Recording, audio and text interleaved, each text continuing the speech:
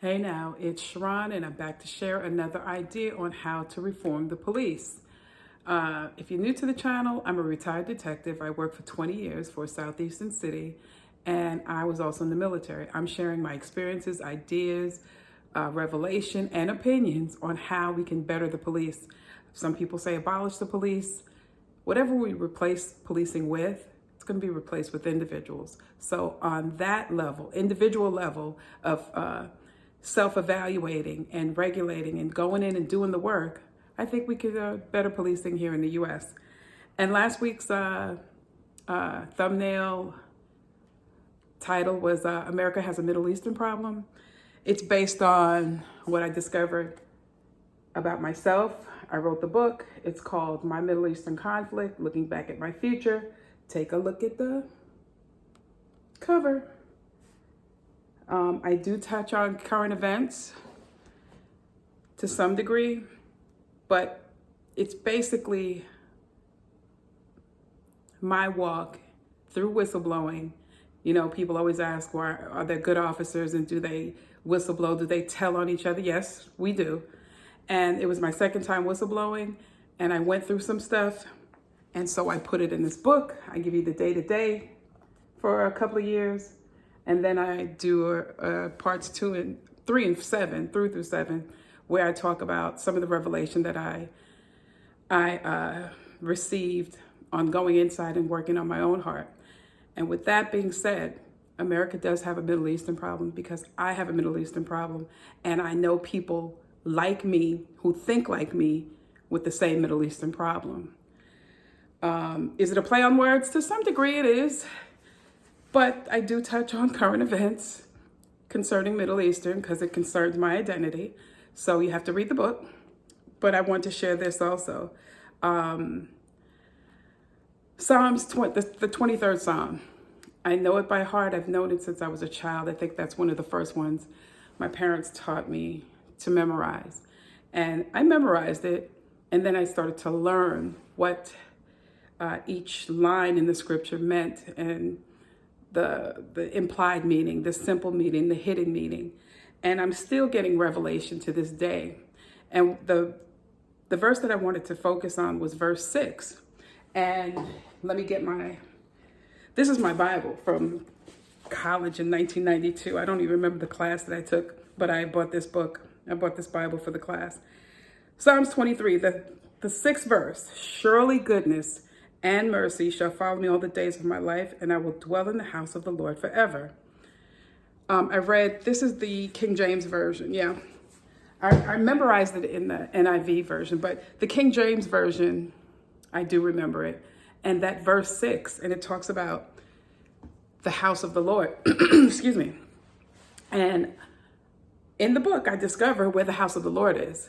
First of all, remember, he's love. And if there's love in your heart, how big or small it is, that little patch that you give, or you give your whole heart, he lives there. And so I equated it to living in his house, which is hard. I'm talking about the Almighty. Some people call him God, Lord, Adonai, Yeshua, Lord Almighty. And I try to stay in his house within my heart. But when I look outside, there are people out there that want to fight me, and I want to fight them. I mean, fight like Vaseline all over your face, sneakers on, earrings out type fighting. I might be telling my age, but that's okay. I look outside the house and I'm ready to fight, meaning I'm offended by things, certain things that are said, especially during policing when I first got on. Yeah, I drank the Kool-Aid. I talk about that in different videos. I drank the Kool-Aid. Like I said, grandma, everybody going to jail. You couldn't say anything bad about policing. And yeah, I tried to live in the love in my heart, but I kept stepping outside. Who want to fight? You know? And so I just want to give you a little visual of some of the things that I discovered about myself while going through the ostracism and the retaliation of whistleblowing the second time, not the first time. The first time I went through some stuff, I did. The second time is when I paid attention, so to speak. And I learned some things about myself and going inside. And then I wondered if other officers were doing the same thing. And at the time, no, maybe out of the 100 officers that I know or knew, maybe 2, honestly, that we could talk about it. Maybe 3, we could talk about it. And so that's why I wrote the book. I wrote the book to share my experiences and what I was going through and some of the things that I learned, also the landmarks that I created. So when I do go back to that moment in my mind, I go back to the knowledge learned, the revelation that I received, and then it helped me inform my future self. So I'll leave it right there. But yeah, Psalms 23 verse 6, and it talks about I will dwell in the house of the Lord all the days of my life. I try to stay